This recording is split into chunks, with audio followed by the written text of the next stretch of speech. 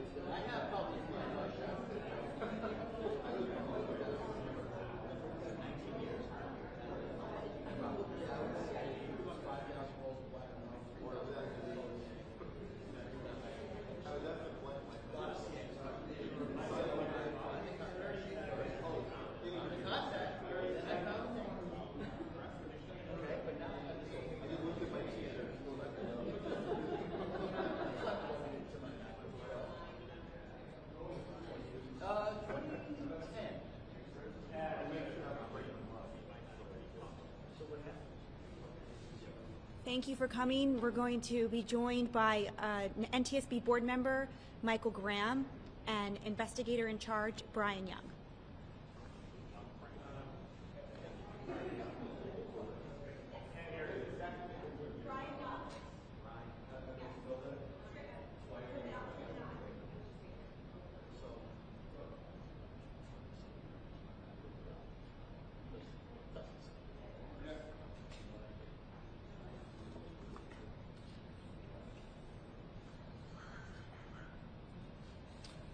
Good afternoon. Thank you for joining us today. My name is Michael Graham. I'm a board member with the National Transport. Is this not working? Okay. My name is Michael Graham. I'm a board member with the National Transportation Safety Board. Joining me today is our investigator in charge, Brian Young. At approximately 8:25 p.m. Eastern Daylight Time on Saturday, May 17th, the Mexican Navy tall ship Cuauhtémoc struck the Brooklyn Bridge on the East River, damaging the ship's three masts. Local authorities have reported that there were 277 personnel on board. Unfortunately, we had two fatalities during the bridge strike. And before I go any further, on behalf of the NTSB, I wish to express my most sincere condolences to the families and loved ones of those who lost their lives in this terrible tragedy.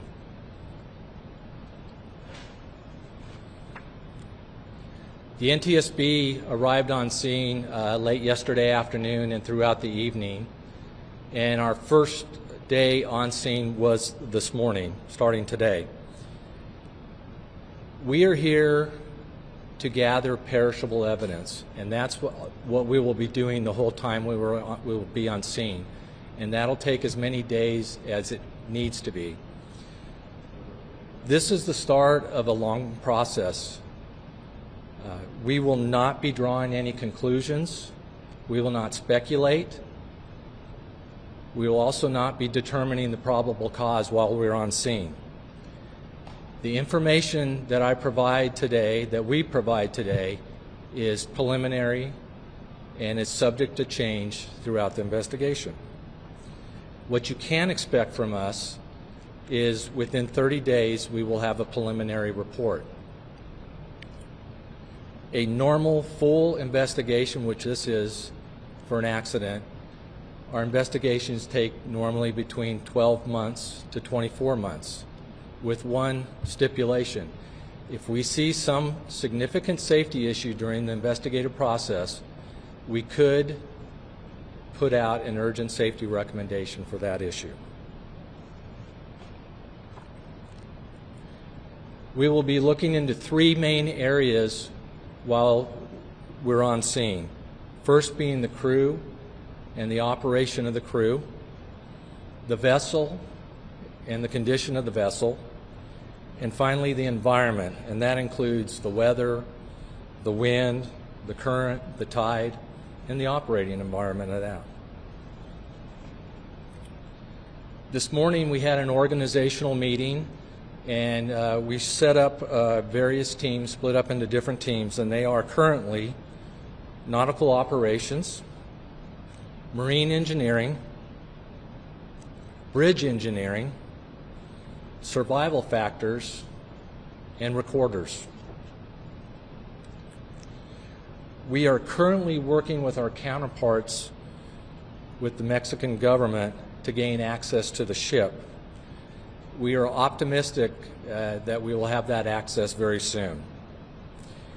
In the meantime, we are working to set up parties to the investigation. The U.S. Coast Guard is always a party to marine investigation. They're automatically a party.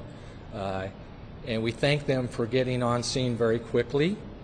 And we do appreciate all their support so far in supporting our lead in this investigation. The bridge team from our Office of Highway Safety has been working today with the New York City Department of Transportation, and they were doing a survey with the department there, and they have affirmed at this point that there is no significant structural damage to the load-bearing elements of the bridge.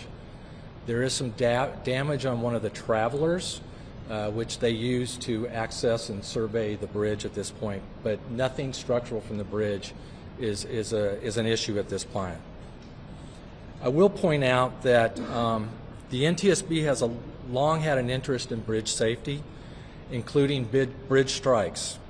Just 2 months ago, we released an interim investigative report about the collapse of the Key Bridge in Baltimore after it was struck by the Dolly, in which we made urgent safety recommendations to numerous bridge owners. These included recommendations to calculate the risk of bridge collapse after being struck by a ship, and if that risk is over an industry threshold, to take steps to mitigate the risk. We have received comments back from the New York City Department of Transportation. We just received it. We're in the process of evaluating it, but accordingly they have reported that they have run the assessment and their threshold, their calculation is below the threshold. Sure, you bet. Our recorders group today, they've been canvassing the shoreline along the area where the accident is, trying to assess any closed-circuit TV and security cameras, and they have had some success today. We are very well aware that there's a lot of video out there in social media, people from cell phones and the such, and we would ask if you have video to first email us at witness@ntsb.gov. Again, that's witness@ntsb.gov. And we ask that you email us not the video, but that you have some. We will then send you a link to upload that video. We also have two personnel with us from our Office of Transportation Disaster Assistance, and they have been coordinating outreach with the Office of the Mayor of New York City, and we appreciate having them on scene. I will now turn it over to our investigator in charge, Brian Young, to give us some preliminary factual information. Brian? Thank you. Based on preliminary navigational data, I can provide the following timeline for the vessel's movements in New York. The vessel arrived on May 13th around noon and docked port side 2 at Pier 17. The vessel remained there for about 3 days, and at 8:20 p.m. on May 17th, with the assistance of a tugboat, began backing away from Pier 17. The intent was to sail south down the East River and head for sea. Preliminary weather report at this time was dusk conditions, westerly winds about 10 knots, and the current was about 0.3 knots towards the bridge. Upon departing the pier, the vessel's astern motion and speed increased up to 6 knots. And at 20:24 or 8:24 p.m., a VHF radio broadcast was sounded requesting assistance from other tugboats in the area of the Brooklyn Bridge. That was followed by 2 other requests for assistance, and at 8:24 and 45 seconds, the vessel's mast struck the underside of the Brooklyn Bridge. At 8:27, the vessel came to a stop, and at 8:30, both NYPD and FDNY assets were on scene.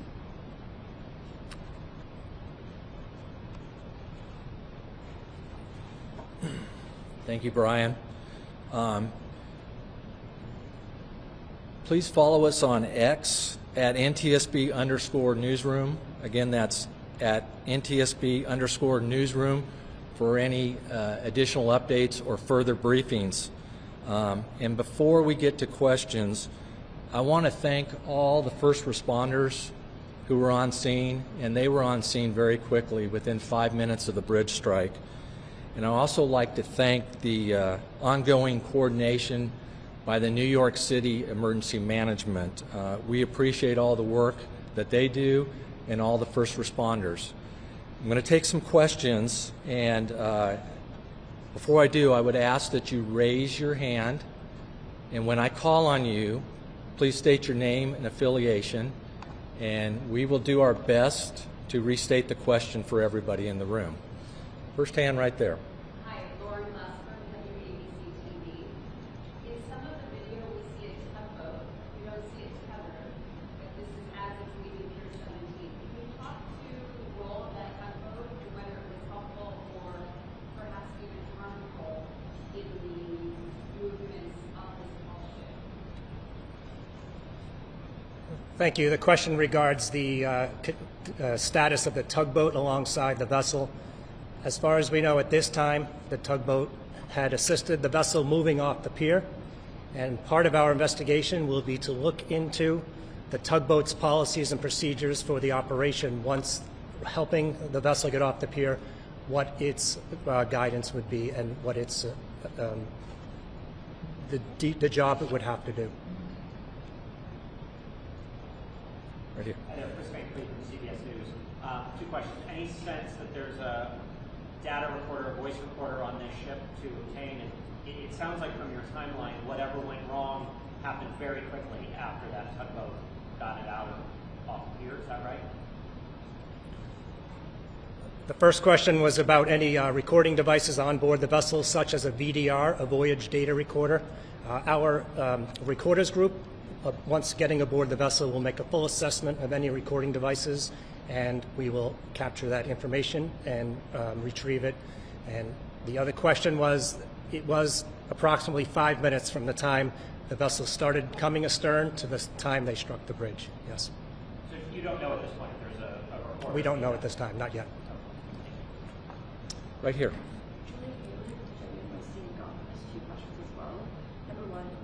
ship towed out of the harbor towards Bay Bridge. Why did you decide to opt using a towboat?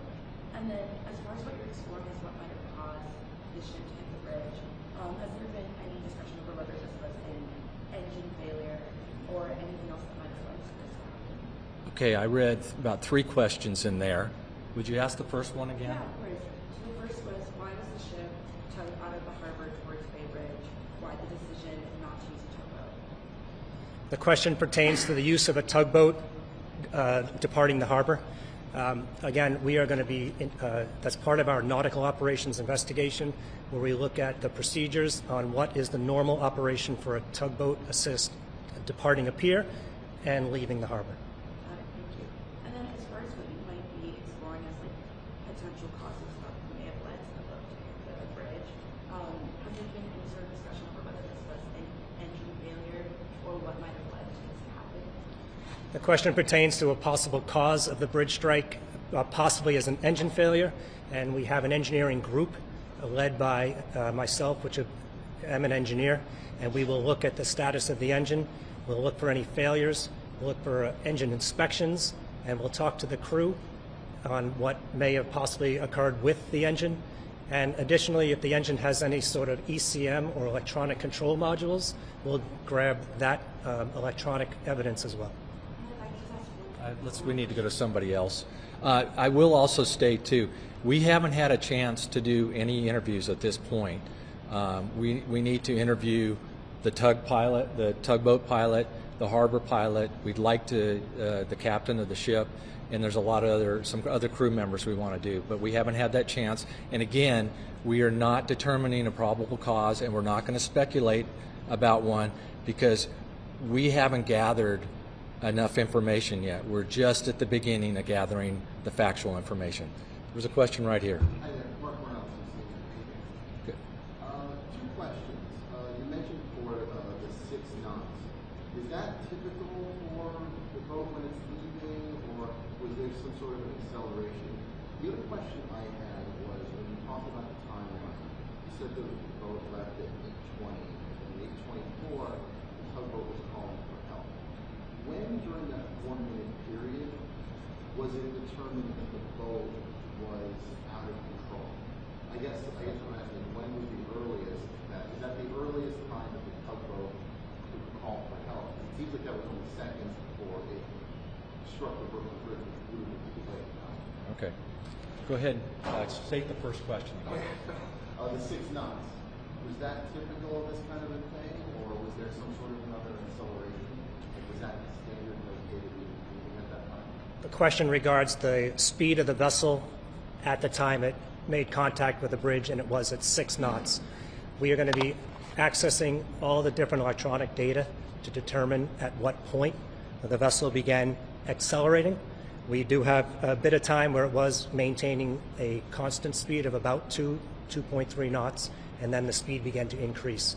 And that's something we will be looking into as part of our engineering assessment of the operation of the engine. And what time did it start? I'll have to check the data, but we have certain data points that we would be able to look at. And the request for help, we had one bit of navigational data that we were looking into. It was the VHF radio. There may have been phone calls. There may have been a cell phone call that we haven't yet discovered. But the first bit of evidence that we have that any VHF conversation was had was at 8:45. I'm sorry, I said 20:24 and 45 seconds. In the back. I'm sorry if you addressed this. Mia Clark from Number One. Sorry if you addressed this already. It's hard to get back here. The NYPD put out a preliminary report stating that there was a power failure of some sort of mechanical issue. I understand you're not drawing conclusions now. Do you have any idea where the NYPD may have gotten that information from? Okay, the question's about the NYPD basically putting out preliminary information about maybe a power outage to the engine or something like that. We don't know where they got that data from.